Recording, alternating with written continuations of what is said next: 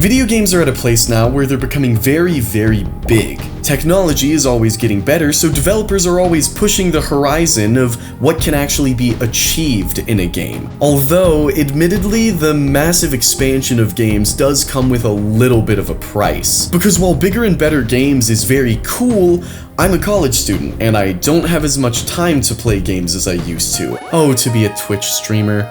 Oh, to get paid to play and analyze video games. But that's okay, we work with what we've got. All I really want is to play a video game that can be as fun as those massive games without eating up hundreds of hours of my time. Oh hey, look at that!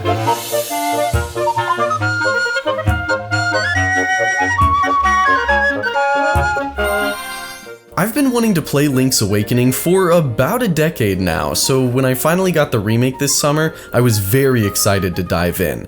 And holy crap, this game did not disappoint. You've got to understand, gameplay-wise, this is essentially the same game that came out in 1993, and it has not aged a day. It feels very retro, but by no means does it feel outdated. And something that really adds to this is the game's fantastic pacing.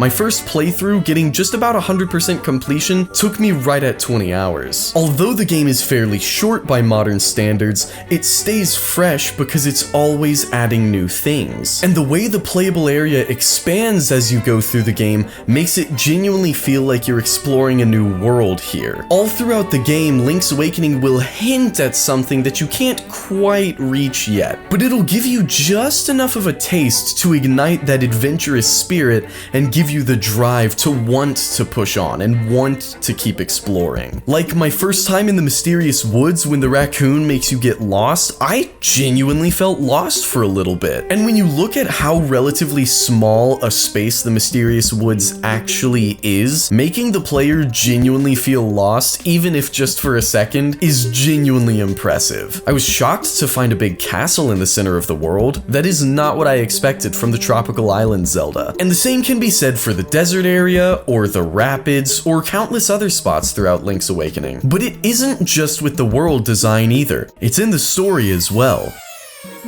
As I'm sure you're all aware, the entirety of Link's Awakening takes place within a dream. But rather than being a cop-out ending, Link's Awakening is entirely built upon this idea of being a dream. The dream relates to every part of this game on a foundational level. As you progress throughout the game, things will little by little seem more out of place. You're seeing Mario characters pop up. You're seeing characters reference to things that they should have no knowledge of. You're seeing pickles that you can hit with magic powder to get them high. As the game progresses, it gives you this feeling of being in a dream that grows and grows until the eventual reveal halfway through the game. But all of these wacky and out of place characters make the world feel more alive because each time you get to a new spot, you have no idea what kind of out of the box characters you're gonna find there. And on the subject of characters, can we talk about the companions real quick?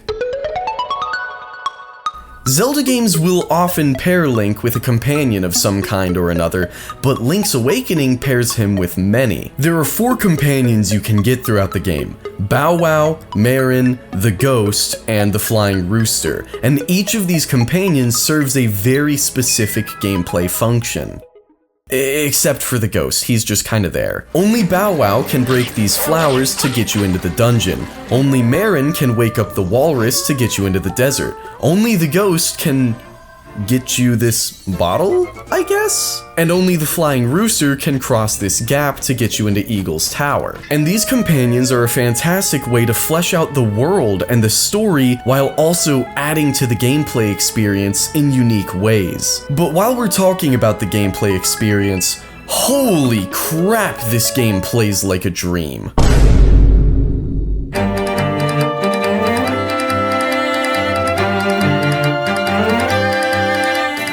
It's crazy playing this game after Tears of the Kingdom, because in Tears of the Kingdom, every puzzle has about 1,000,000 solutions, and your imagination is really the only limit. But in Link's Awakening, every puzzle has one solution. Oh, you want to get over here? Well, you need this item. That's all there is to it. It strikes that perfect balance of being really difficult and fun, but not being so difficult that it gets old and frustrating. And I don't think there's a better example of this balance than the dungeons.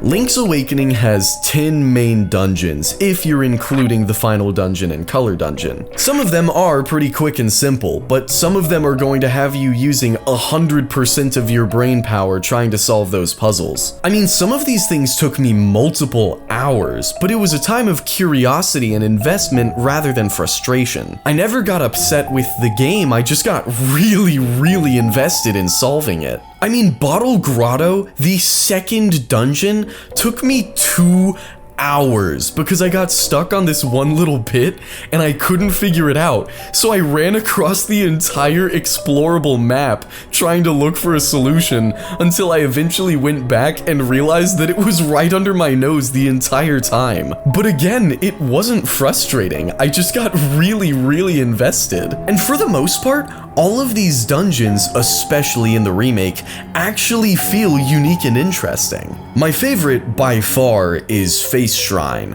but that is a topic for another day. But this philosophy isn't just locked into the dungeons, it extends into the overworld as well. As I said before, Link's Awakening will hint at new areas in the overworld long before you can reach them. A hole blocks your path, so you'll have to come back once you can jump it. A boulder blocks your path, so you'll have to come back once you can lift it. A river blocks your path, and you're starting to notice the trend here. I remember spending so much time staring at this little spot here and wondering how to get over this gap. Until hours later in my playthrough, when I got a seemingly unrelated item, I immediately thought back to this spot and I ran back over there as fast as I could, and lo and behold, that was the solution I needed all along. And the same could be said for the teleporter in Mambo's Pond, or this hole in the woods, or the flying rooster for that matter. This puzzle took me forever to solve, and it was literally the simplest possible solution. It's one of those things where I feel relieved and I laugh at myself for missing it, but I never feel frustrated with the process. And all of these puzzles are spaced out just far enough that it always feels fresh and exciting, and nothing ever overstays its welcome. Even after a second playthrough, everything still feels fresh. And once you do beat this game, it leaves you with an experience that is gonna stay with you for years to come. What's so fascinating about playing Link's Awakening in 2024 is just how well it holds up against modern games. Link's Awakening has absolutely everything that it needs to provide a fantastic experience. No more, no less. It is clear-cut, it is straight to the point, and it is wonderful. Which, by the way, now would be a good time to mention The Legend of Zelda: Echoes of Wisdom. This is the newest Zelda game that came out about a month ago, and from everything I can tell, it combines the gameplay principles from Link's Awakening with those from Tears of the Kingdom, and that is a fascinating combination. Old Zelda and New Zelda are objectively different things, but combining the principles from both can create something new that we haven't seen before. And I hope that more game developers will follow suit, looking back to the classics like Link's Awakening to spark new ideas for the future. I mean, a man can dream, right?